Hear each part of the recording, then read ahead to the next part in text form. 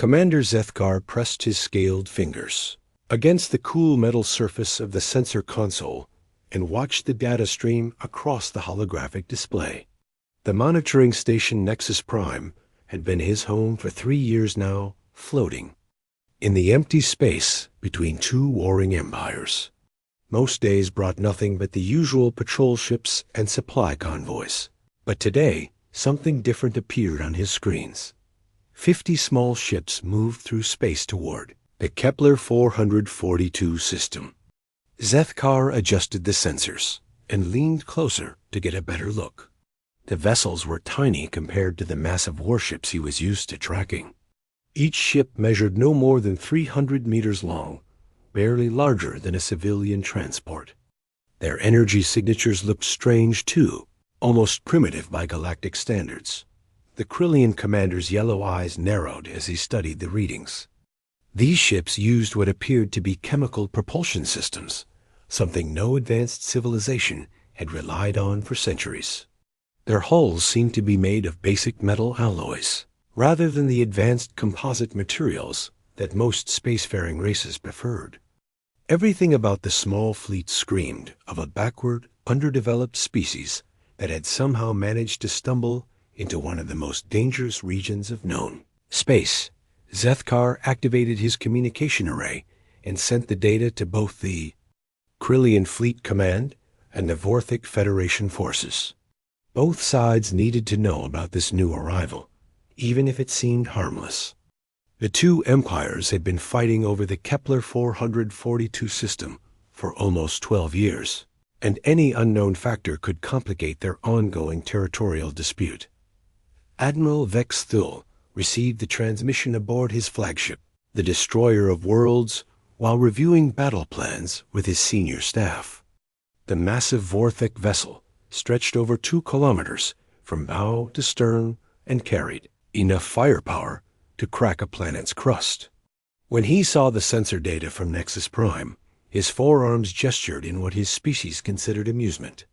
"Look." At this, Vextel said to his tactical officer, "Some primitive species has wandered into our battle zone with their cute little ships." The other Vorthic officers gathered around the display and made clicking sounds that served as their version of laughter. "Perhaps they are refugees from one of the colony worlds we destroyed last month." General Korvak of the Krillian Empire received the same data moments later aboard his command vessel, the Iron Fist. The Krillian general stood nearly 3 meters tall, his reptilian features marked by scars from countless battles. When he saw the readings, his lipless mouth curved into what might have been a smile. "Scavengers," Korvak growled to his staff, "probably hoping to pick through the wreckage after we finish destroying the Vorthic dogs." His officers laughed, a harsh barking sound that echoed through the bridge. "We should be merciful and destroy them quickly. It would be a kindness compared to what the Vorthics would do to them." Neither commander took the small fleet seriously. In a galaxy where battles were fought between ships the size of cities, 50 tiny vessels represented no threat at all. They were an amusing distraction at best, a minor cleanup job that could be handled by a single patrol ship. Meanwhile, aboard the lead human vessel U.E.'s Liberty, Captain Jake Morrison studied the tactical display with intense concentration. The bridge around him bustled with quiet efficiency as his crew prepared for what would be humanity's first major contact with galactic civilization. Morrison was a veteran of Earth's unified Space Force, a tall man with graying hair and steady hands that had guided ships through asteroid fields and solar storms. "Status report," Morrison said to his senior staff, gathered around the central holodable. Chief Navigator Lisa Reynolds stood to his left, her fingers dancing across the navigation controls as she plotted their course through the asteroid field surrounding Kepler 442b. She was young for her position, but had proven herself during the long journey from Earth. "We're maintaining formation with the fleet," Reynolds reported. "All ships are running dark and showing minimal energy signatures." The enemy sensors are reading us as primitive chemical propulsion vessels, just as we planned. Weapons Officer Danny Clark looked up from his console, his weathered face serious. All weapon systems are online and ready, Captain. The nanobotic missiles are loaded and armed. Exotic matter drives are charged and standing by. Clark had served with Morrison for 8 years and understood the importance of their mission better than most. Dr. Amy Patterson, the fleet's xenobiologist and intelligence specialist, approached the group carrying a datapad filled with information about their opponents. She was a brilliant scientist who had spent years studying alien technology recovered from various sources. Her research had been crucial in developing the weapons and tactics they would use today. "I've been monitoring both alien fleets," Patterson said. "The Krillians favor direct assault tactics with overwhelming firepower. Their ships are heavily armored but lack maneuverability. The Vorthics prefer coordinated swarm attacks using energy shields and plasma weapons. Both species rely on conventional tactics and have never encountered anything like our technology." Morrison nodded and turned to address the entire bridge crew. "Remember, they think we're just another primitive species with outdated ships. They have no idea what humans are capable of when we put our minds to something. We've spent months preparing for this encounter, studying their weaknesses and developing countermeasures they've never seen before." The captain activated the fleet communication system, his voice reaching every human ship in the Armada. "All vessels, this is Morrison. We're about to show 2 galactic empires what happens when they underestimate Earth. Stay sharp, follow your orders, and remember what we're fighting for. Those colony worlds caught between these 2 fleets deserve a chance at peace." Across the human fleet, men and women prepared for battle with the quiet determination that had carried their species from a single world to the stars. They knew they were outnumbered and outgunned by conventional standards, but they also knew that humans had never been conventional. Captain Beth Turner commanded the UES Defiance, leading a reconnaissance group that would infiltrate the asteroid belt. Her ship and 5 others had been specially modified with advanced stealth coding developed from Earth's military programs. "Beginning infiltration run," she reported over the secure channel. "The asteroids will provide perfect cover for our positioning." Lieutenant Commander Roy Mitchell, aboard the UES Ranger, coordinated with the other captains to execute their carefully planned formation. Each ship had a specific role to play in the coming battle, and every crew member understood that their survival depended on perfect timing and coordination. The human ships moved with purpose through space, their small size allowing them to take advantage of gravitational fields and electromagnetic interference that would affect larger vessels. To alien sensors, they appeared to be a ragtag collection of primitive ships wandering aimlessly through the system. In reality, they were positioning themselves for a coordinated attack that would change the course of the galactic history. Patterson intercepted alien communications and translated them for the command staff. "Both fleets are treating us as a joke," she reported. "They're actually discussing who gets to destroy us first. Admiral Vexthul and General Korvac seem to find our presence amusing." Morrison's expression remained calm, but his eyes showed a hint of steel. "Let them laugh. In about 30 minutes, they're going to discover that humans don't go down easy." He looked around the bridge at his crew, seeing the same determination reflected in their faces. "We came here to stop a war that's destroying innocent lives. We're going to show these empires that there's a new player in the galaxy, and we don't play by their rules." The stage was set for a confrontation that would echo through the stars for generations to come.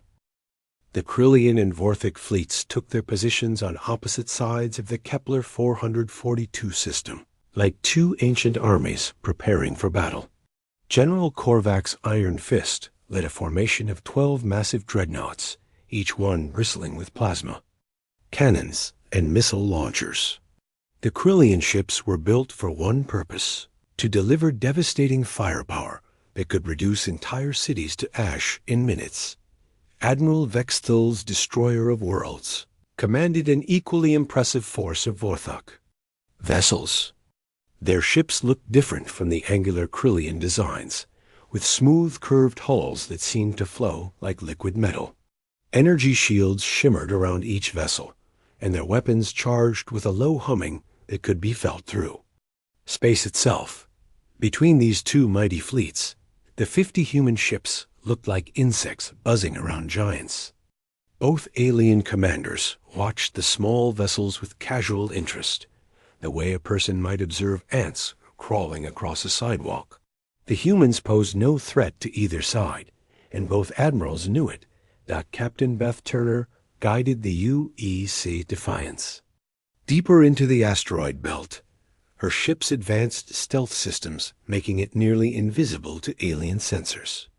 The coating on her hull absorbed electromagnetic radiation and bent light around the vessel, creating the illusion that nothing was there.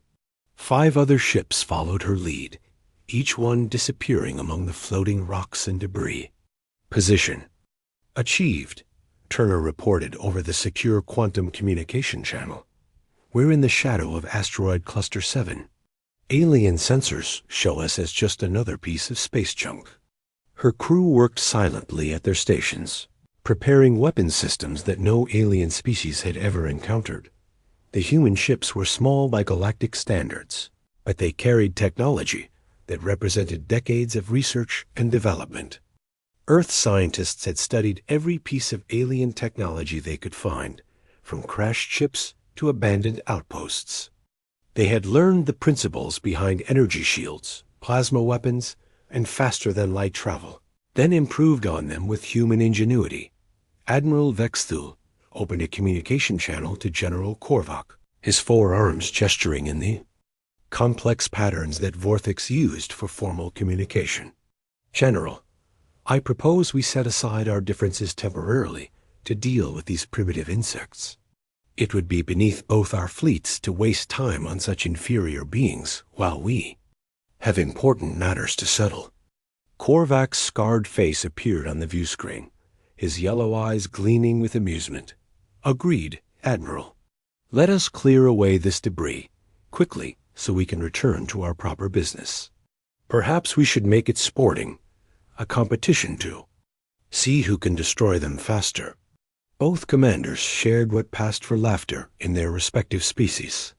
The idea that 50 tiny ships could pose any threat to their combined firepower was absurd. They commanded vessels that had conquered star systems and brought entire civilizations to their knees. This would be nothing more than target practice. Lieutenant. Commander Roy Mitchell positioned the UE Ranger behind a large asteroid, using its gravitational field to mask his ship's energy signature.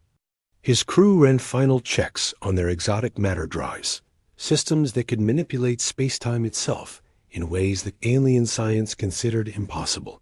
All systems green, reported his tactical officer. Nanobotic missiles are armed and ready. Quantum disruption fields are charged. The weapons they carried had been designed specifically to counter alien technology, using principles that neither the Krillians nor the Vorthix understood.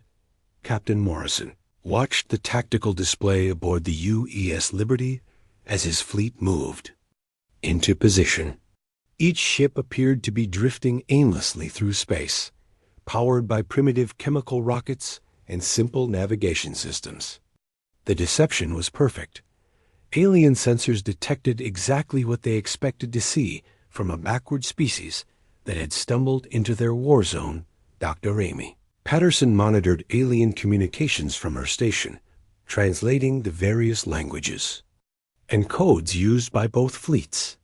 They're planning to converge on our position in 25 minutes, she reported.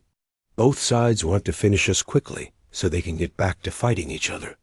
The xenobiologist had spent years studying alien psychology as well as their technology. She understood how both species thought, their cultural biases and tactical preferences. The Krillians valued brute strength and direct confrontation, while the Vorthics preferred elegant solutions and coordinated attacks. Neither race had experience fighting opponents who used unconventional tactics. Captain Sue Davis commanded the UES Wolverine from a position near the system's edge, her ship hidden in the electromagnetic interference generated by solar radiation. Her crew prepared their most unusual weapon, missiles that carried not explosives, but millions of microscopic nanobots programmed to interfere with alien technology. Remember, Davis told her weapons team, these nanobots are invisible to their sensors.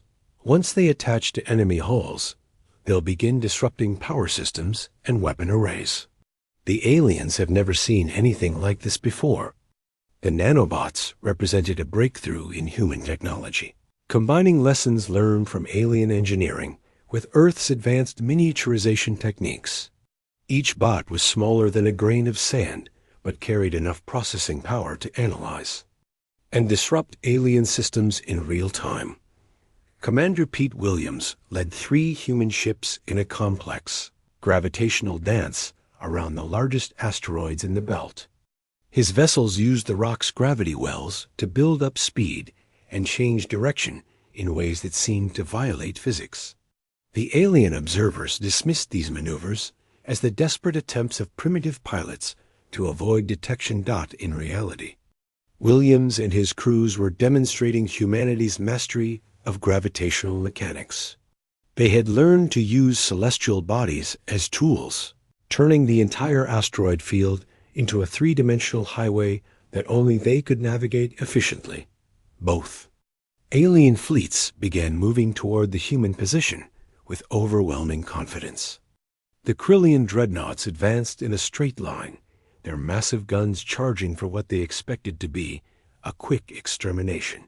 The Vorthic vessels spread into their traditional attack formation, energy shields glowing as they prepared to demonstrate their superiority.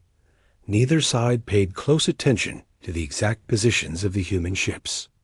After all, it hardly mattered where the insects were hiding when you had enough firepower to sterilize the entire asteroid field.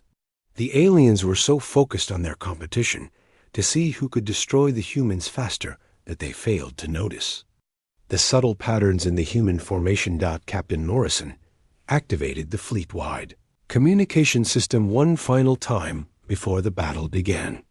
All ships, this is Liberty Actual. The enemy is moving into position exactly as we predicted. Remember your training and trust your equipment. We're about to show the galaxy what humans can do when we work together. Across the human fleet, men and women made final preparations for a battle that would determine humanity's place in galactic civilization. They checked weapon systems that alien science could not explain, verified stealth fields that bent the laws of physics, and coordinated through quantum communication networks that operated faster than light itself. The human ships continued their apparent random drift through the asteroid field, looking for all the world like a collection of primitive vessels trying desperately to avoid the attention of their betters. The deception was so complete that even experienced alien commanders saw nothing more than what they expected to see. Dr. Patterson intercepted a final exchange between the alien admirals as they finalized their attack plans. They're arguing about who gets to fire the first shot, she reported with a slight smile. Admiral Vexthal thinks it should be an honor reserved for the Vorthic fleet, while General Korvik insists that Krillian tradition demands they strike first. Morrison nodded, his expression calm despite the approaching storm. Let them argue. In about 10 minutes, both sides are going to learn that humans don't wait for permission to defend themselves. The stage was set for humanity's introduction to galactic warfare, and the aliens had no idea what was coming.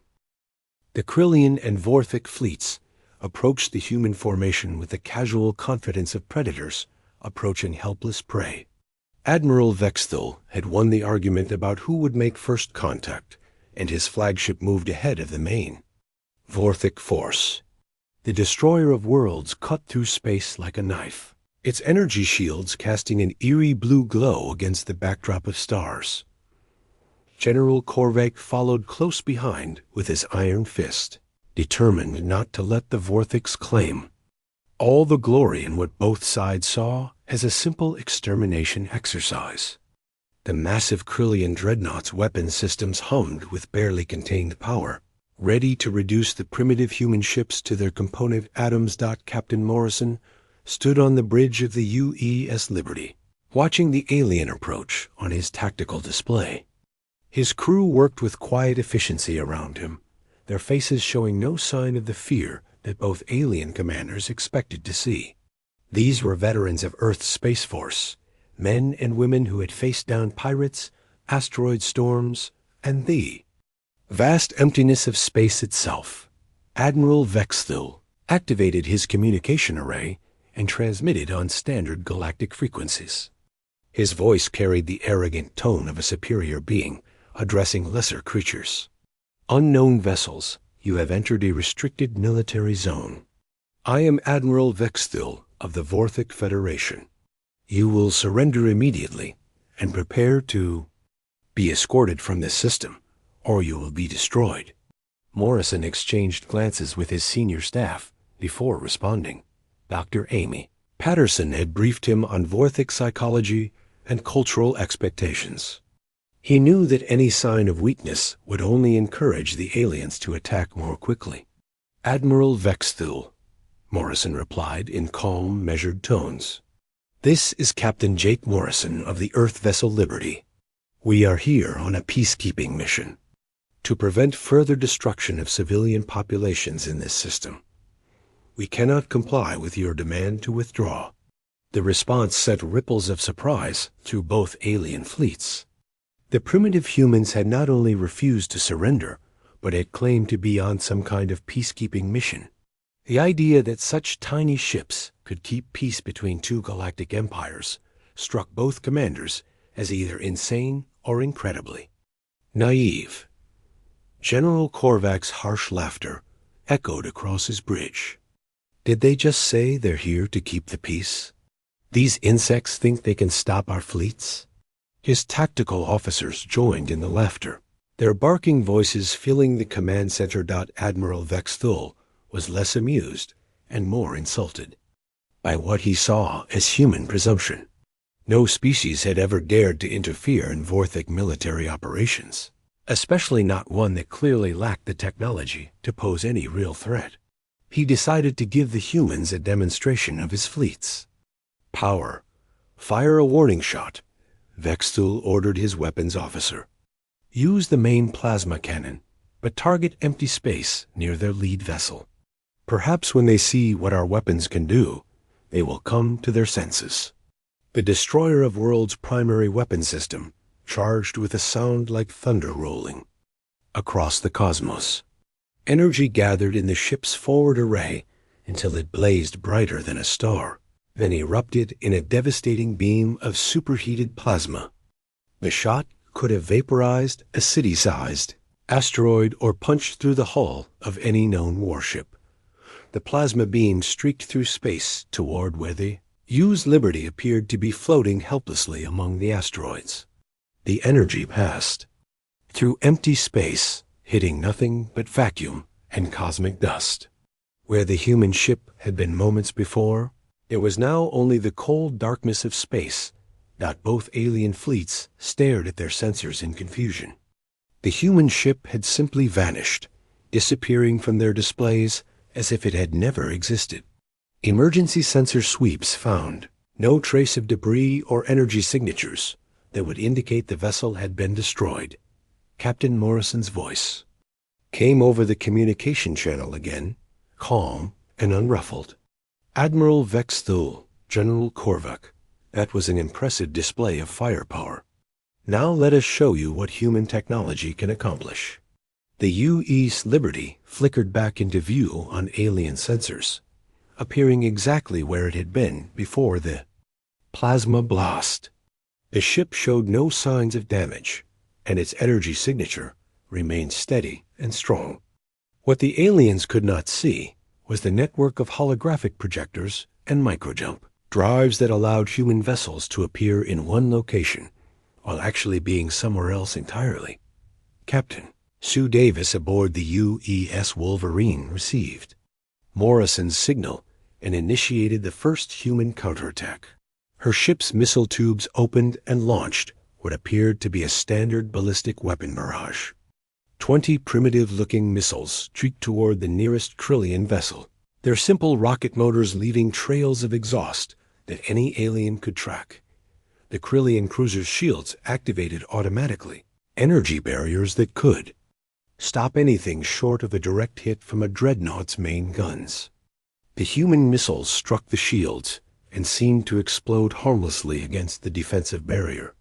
Alien crew members relaxed, confident that their technology remained superior to whatever weapons these primitives could deploy. The real attack began 30 seconds later. The missiles had not carried explosive warheads, but deployment systems for millions of microscopic nanobots. These tiny machines were invisible to alien sensors and immune to energy shields designed to stop larger objects. They attached themselves to the Krillian ship's hull and began their programmed mission. Commander Thekvor, captain of the Krillian cruiser, watched in growing alarm as his ship's systems began failing one by one. Shield generators flickered and died, weapon arrays went offline, and power conduits sparked and overloaded. His engineering teams reported impossible readings as the nanobots interfered with every electronic system they could reach. "What is happening to my ship?" Thekvor demanded, but his crew had no answers. They had never seen anything like this. Cascade failures that were spreading through their vessel systems. The nanobots were designed using principles learned from studying alien technology, but enhanced with human innovation in miniaturization and artificial intelligence. Commander Pete Williams led his 3-ship squadron in an attack that defied everything the aliens thought they knew about physics. Using gravitational manipulation drives, his vessels accelerated around asteroids at impossible angles, appearing to violate conservation of momentum as they changed direction without losing speed. The human ships moved like dancers in 3-dimensional space, using the asteroid field's gravity wells as tools to achieve velocities and vectors that no conventional drive system could match. They appeared in front of Vorthak vessels, fired quantum disruption pulses, and vanished again before return. Fire could be targeted. Admiral Vexthul stared at his tactical display in growing disbelief. The human ships were moving in ways that his scientists had declared impossible. They seemed to ignore basic laws of physics, appearing and disappearing at will, while their weapons caused damage that Vorthak engineering teams could not explain or repair. Dr. Amy Patterson's voice came over the human fleet's communication network, providing real-time analysis of alien responses. Both fleets are in shock. Their tactical computers cannot predict our movement patterns because they're based on conventional physics. The nanobots are spreading through the Krillian formation, and the Vorthaks cannot adapt their shields to stop quantum disruption. The battle's opening phase had lasted less than 10 minutes, but it had already shattered both alien fleets' confidence. Ships that had conquered star systems found themselves helpless against opponents they had dismissed as primitive insects. Weapons that could crack planets proved useless against technology they could not understand. Captain Morrison opened a channel to both alien admirals, his voice carrying across space to reach the stunned commanders. "Admirals, you have seen what human technology can accomplish. We did not come here to conquer or destroy, but to end a war that has caused too much suffering. We offer you both the chance to withdraw your fleets and negotiate a peaceful resolution to this conflict." Both alien leaders stared at their view screens in silence, their worlds turned upside down by the realization that they faced an opponent unlike anything they had ever encountered. The tiny armada they had laughed at now held their mighty fleets at its mercy, and neither commander knew how to respond to a situation their military training had never prepared them for. The galaxy was about to learn that size and firepower meant nothing when faced with human ingenuity, determination, and the willingness to think beyond conventional limitations. The battle intensified as both alien fleets struggled to adapt to human tactics that defied everything they thought they knew about warfare. Admiral Vexthu and General Korvac had gone from confident predators to confused prey in the span of minutes. Their massive fleets suddenly vulnerable to an enemy they could barely understand. Captain Morrison coordinated the human response from the UES Liberty, which served as a mobile command center equipped with quantum communication arrays. That allowed instantaneous coordination across the entire fleet. The ship's bridge hummed with activity as officers processed data from dozens of sources, creating a real-time picture of the battlefield that no alien commander could match. Dr. Amy Patterson proved invaluable as she identified weaknesses in alien ship designs that human sensors revealed. Her years of studying captured alien technology paid off as she guided targeting solutions to exploit vulnerabilities that the aliens themselves did not know existed. The Krillian ships are built for maximum firepower, Patterson explained to Morrison while data scrolled across her screens. But their reactor cooling systems are exposed on the dorsal hull. Hit them there, and the entire power grid will cascade failure. The Vorthik vessels rely on centralized shield generators located in their engineering sections. Overload those with harmonic resonance attacks, and their defenses collapse completely. Lieutenant Commander Kate Johnson received Patterson's analysis and immediately put it to use. Her squadron of 5 human fighters launched from concealed positions within the asteroid field, their small size allowing them to approach alien vessels undetected. Each fighter was equipped with phase-shifting technology that let them pass through solid matter for short periods. Johnson's fighters used this ability to penetrate Vorthik shields by literally passing through the energy barriers as if they were not there. Once inside the defensive perimeter, they attacked from within using precision weapons that targeted specific ship systems. The massive Vorthik dreadnought found itself under assault from enemies that had somehow appeared inside its own shields.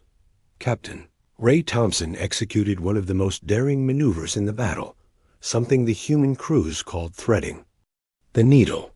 His ship, the UES Thunder, used controlled gravity manipulation to create a temporary wormhole through the densest part of the asteroid field.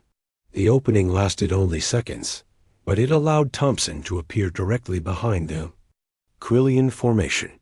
Once in position, Thompson deployed seismic charges designed to destabilize nearby asteroids. The explosions sent massive chunks of rock tumbling through space, creating a chaotic debris field that disrupted alien formations and forced them to break off their attacks to avoid collision. The Krillians tried to adapt to the nanobot attacks by cycling their shield frequencies and purging their computer systems, but the microscopic machines had been designed to evolve their own tactics. Each nanobot contained a simplified artificial intelligence that could analyze new defensive measures and develop countermeasures in real time. Commander Dekvaris Cruiser was the first to fall completely to the nanobotic assault. His crew abandoned ship as every system aboard the vessel failed simultaneously, leaving the mighty warship drifting helplessly through space.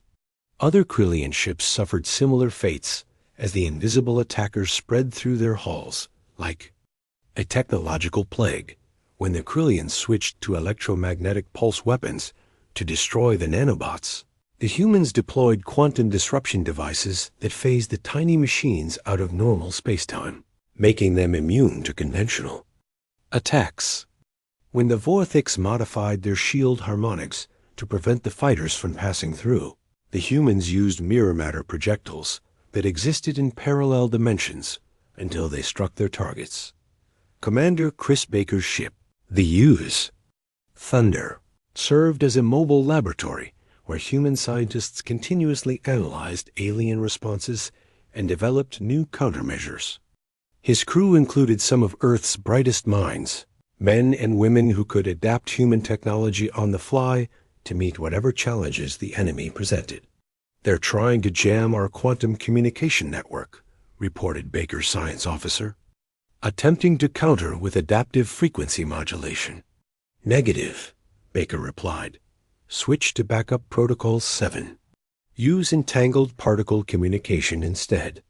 Their jamming technology cannot affect quantum entanglement." Within minutes, the human fleet had seamlessly switched to a communication method that the aliens could not even detect, much less disrupt. The adaptive capability of human technology proved to be the decisive factor in the engagement. While alien fleets relied on proven tactics and established procedures, the humans treated every problem as a puzzle to be solved through creativity and innovation. Captain Beth, Turner's reconnaissance group, emerged from the asteroid field to attack the Vorthik flagship directly. Her ships used a coordinated assault pattern that seemed to defy tactical logic, approaching from 6 different vectors simultaneously while maintaining perfect formation cohesion. The attack confused Vorthik defensive computers, which had been programmed to handle conventional attack patterns. The human ships moved in ways that seemed random, but were actually following complex mathematical algorithms that maximized their effectiveness while minimizing their exposure to enemy fire. Dr. Patterson identified the key moment when both alien fleets would be most vulnerable. "They're about to attempt a combined assault," she warned Morrison. "Both admirals are coordinating their remaining functional ships for one massive attack. This is our chance to end this." Morrison nodded and activated the fleet-wide command. "Network, all ships, this is Liberty Actual. Execute Protocol Omega. Show them what humans can really do when we work together." The response was immediate and devastating.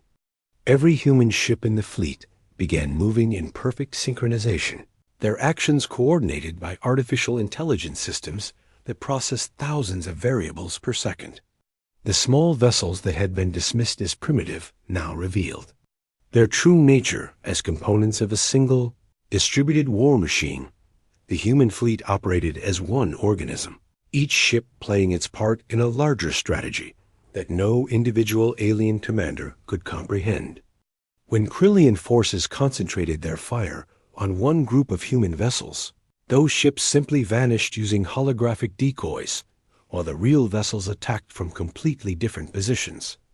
The Vorthiks tried to use their superior numbers to overwhelm human defenses, but found their coordinated swarm attacks useless against opponents who could predict their movements and counter them before they were even executed.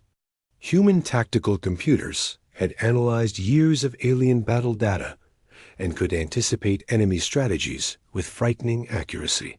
Lieutenant Commander Roy Mitchell led the final phase of the human assault, coordinating 30 ships in a maneuver that created overlapping fields of exotic matter distortion. The combined effect tore holes in space-time itself, creating gravitational anomalies that pulled disabled alien vessels into inescapable orbits around artificially generated singularities. Both alien admirals watched in horror as their mighty fleets were systematically dismantled by an opponent they had underestimated so completely that they had no words for their failure. Ships that had terrorized entire star systems found themselves helpless against human technology that seemed to operate by entirely different rules. The battle reached its climax when both alien fleets, now severely damaged and demoralized, prepared for one final desperate assault. Admiral Vexthul and General Korvek set aside their ancient rivalry to coordinate the last attack their forces could mount, throwing everything they had left at the human formation in a final bid for victory. Captain Morrison smiled grimly as he watched the alien forces converge on his position. The aliens still thought they were fighting 50 individual ships, but they were about to discover that humanity's greatest strength had always been its ability to work together toward a common goal. The final assault began with both alien fleets converging on the human formation in a desperate attempt to salvage victory from what had become a humiliating defeat. Admiral Vexthul and General Korvac had set aside decades of mutual hatred to coordinate their remaining forces, combining Krillian firepower with Vorthic tactical precision in one last bid to destroy the humans who had made fools of them both. 20 Krillian dreadnoughts and 30 Vorthic cruisers moved in perfect formation, their combined firepower enough to sterilize an entire planet. Every weapon they possessed charged to maximum power as they prepared to unleash a bombardment that no known technology could survive. Both admirals were confident that raw destructive force would succeed where strategy and tactics had failed. Captain Morrison stood on the bridge of the UES Liberty, watching the alien approach with calm determination. His crew worked around him with the quiet efficiency of people who knew their lives and the future of their species depended on the next few minutes. The tactical display showed the full scope of the alien assault, but Morrison felt no fear, only pride in what his people had accomplished. "All ships, this is Liberty Actual," Morrison announced over the quantum communication network. "Execute final protocol. Show them what humanity really means." The response revealed the true nature of the human fleet for the first time. Every ship in the Armada began moving with perfect coordination, their actions synchronized by quantum entangled. Artificial intelligence systems that operated as a single consciousness distributed across 50 vessels. The small fleet that aliens had dismissed as primitive scavengers revealed itself to be something unprecedented in galactic history. The human ships did not fight as individuals, but as organs of a larger organism. Each vessel shared real-time sensor data, tactical analysis, and targeting information through quantum communication networks that operated faster than light itself.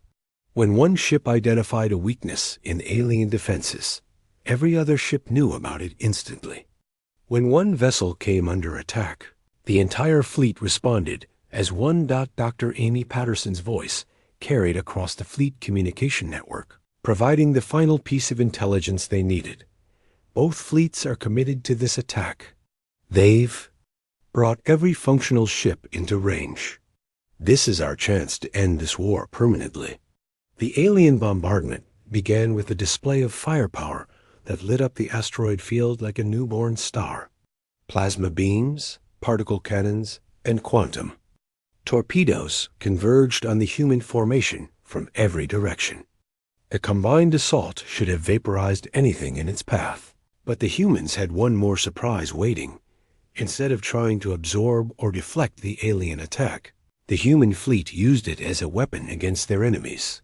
Each ship activated its exotic matter drive simultaneously, creating overlapping fields of space-time distortion that bent the fabric of reality itself. The alien weapons fire struck these distortions and was redirected back at the fleets that had launched it. Krillian plasma beams curved through twisted space to strike Vorthic vessels, while Vorthic quantum torpedoes spiraled back to detonate against their own launchers. The aliens found themselves under attack by their own weapons, redirected by technology that treated space-time as a tool to be manipulated rather than a fixed framework for physics. Admiral Vexthul stared at his tactical display in disbelief, as his own fleet's weapons tore through Vorthic shields and hulls. How is this possible? He demanded of his science officers, but they had no answers. The humans were using principles of physics that Vorthic science claimed were impossible to control. General Korvac faced the same impossible situation as Krillian. Ships exploded under fire from their own guns, redirected by forces his engineers could not explain or counter. What manner of beings are these? He growled, his confidence shattered by the realization that his enemy possessed technology beyond his comprehension. Commander Julia Martinez led the final human assault, coordinating 20 ships in a maneuver that would have been impossible for any other species to attempt. The human vessels combined their exotic matter drives to create a localized space-time distortion that affected the fundamental structure of reality within the battle zone. The effect was devastating and immediate. Space itself began to warp and twist around the alien fleets, creating gravitational anomalies that pulled ships out of formation and into chaotic orbits around artificially generated singularities. The massive vessels that had terrorized star systems found themselves caught in gravity wells that grew stronger by the second. Captain Beth Turner's reconnaissance group emerged from their concealment to harry the edges of the alien formation, their small ships darting between the larger vessels like wolves attacking a herd. They used precision strikes to disable escape routes and communication arrays, ensuring that no alien ship could break free from the gravitational trap that was slowly crushing both fleets. The space-time distortion continued to grow, fed by the combined output of the human exotic matter drives. Reality warped around the battle zone as the laws of physics bent to human will, creating a maelstrom of twisted space that no conventional technology could escape.